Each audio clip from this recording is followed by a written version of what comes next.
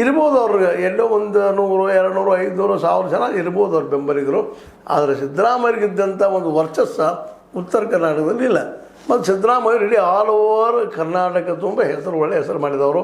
ಮತ್ತು OBC ನಾಯಕರು, ಹಿಂದೂ ನಾಯಕರು, ಹೀಗಾಗಿ ಅನೇಕ ಜನ ಹಿಂದುಳಿದ ಜನ, ಅದೇ ಕಾಲಕ್ಕೆ SC ಜನ ಇವ್ರ ಮೇಲೆ ನಂಬಿಕೆ ಇಟ್ಕೊಂಡು ಇವರು ಬಂದು ಭೇಟಿ ಆಗುವಂಥದ್ದು, ಇವ್ರ ಜೊತೆಗೆ ಇರುವಂಥದ್ದು ನಾವು ನೋಡ್ತಾ ಬಂದಿದ್ವಿ. ಅಂದ್ರೆ ಸಿದ್ದರಾಮಯ್ಯನ ಬಿಟ್ಟಂತೆ DK ಹೋಗುವುದಿಲ್ಲ ಮತ್ತು ಬೇರೆ. ಆದರೂ ಸಹಿತ ಇವತ್ತು ಸಿದ್ದರಾಮಯ್ಯನ ಬದಿಗೆ ಸರಿಸುವಂಥ ಕೆಲಸ ಮಾಡಿದ್ರೆ ಮೋಸ್ಟ್ಲಿ ಅದು ಈ ಬೆನಿಫಿಟ್ ಯಾರಿಗಪ್ಪ ಅಂತಂದ್ರೆ BJPಗೆ ಮತ್ತು JDSಗೆ ಅನ್ನೋದಿಲ್ಲಿ ನಾವು ಗಮನಿಸಬೇಕಾಗಿದೆ.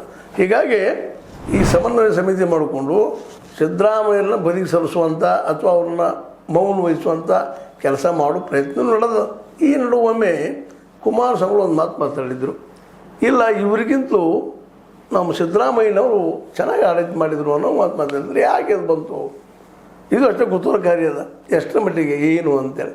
ಯಾಕಂದ್ರೆ ಈ DK ಶಿವಕುಮಾರ್ ಅವ್ರ ಸರ್ಕಾರಕ್ಕೆ ಹೋಲಿಸಿ ನೋಡಿ ಇದಕ್ಕಿಂತ ಒಳ್ಳೆ ಆಡಳಿತ ಕೊಡುವಂಥವ್ರು ಇದ್ದರು ನಮ್ಮ ಸಿದ್ದರಾಮಯ್ಯ ಅಂತಲೂ ಬಳಸೋ ಪದ ಬಳಸಿದ್ರು.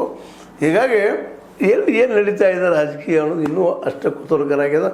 ಏನೋ ಆಗಲಿ, ಈ ಸಮನ್ವಯ ಮಾಡಿಕೊಂಡು ಹೋರಾಟ ಮಾಡುವಂಥ ನಿರ್ಧಾರ ಮಾಡಿದ್ದೇನದ BJP ಮತ್ತು JDS ಮಧ್ಯೆಲ್ಲ ಇದು ಭಾಳ ಅನಿವಾರ್ಯ ಪ್ರಸಂಗ, ಅನಿವಾರ್ಯವಾದಂಥ ಸಿಚುವೇಶನ್. ಯಾಕಂತಂದ್ರೆ ಇಲ್ಲಾಂದರೆ ಇವ್ರು ಗೆಲ್ಲಕ್ಕೆ ಸಾಧ್ಯನೇ ಇಲ್ಲ ಮುಂಬರುವ ಚುನಾವಣೆಯನ್ನು. ಯಾಕೆ ಸಿದ್ದರಾಮಯ್ಯನವರಂತ ಈಗ ನಿಮಗೆಲ್ಲರೂ ಗೊತ್ತಿದ್ದಂಗೆ ಇಡೀ ರಾಜ್ಯ ತುಂಬ ಅವ್ರ ಒಳ್ಳೆಯ ವರ್ಚಸ್ಸದ ಜೊತೆಗೆ ನಿಧಾನಕ್ಕೆ ಮೋದಿಯವರ ಮೊದಲನೇ ಹೆಸರು ಇವತ್ತು ಉಳಿತಾ ಇಲ್ಲ. ಅನೇಕ ತಪ್ಪುಗಳ ಮೇಲೆ ತಪ್ಪುಗಳಾಗಿದ್ದರಿಂದಾಗಿ ಮೋದಿಯವರು ಸಹ ದೂರ ಸರಿತಾ ಇದ್ದಾರೆ. ಹೀಗಾಗಿ BJPಯಲ್ಲಿ ಹೇಳ್ಕೊಳ್ಳುವಂಥ ನಾಯಕರಿಲ್ಲ ಅನ್ನುವಂಥದ್ದು. ಎಲ್ಲ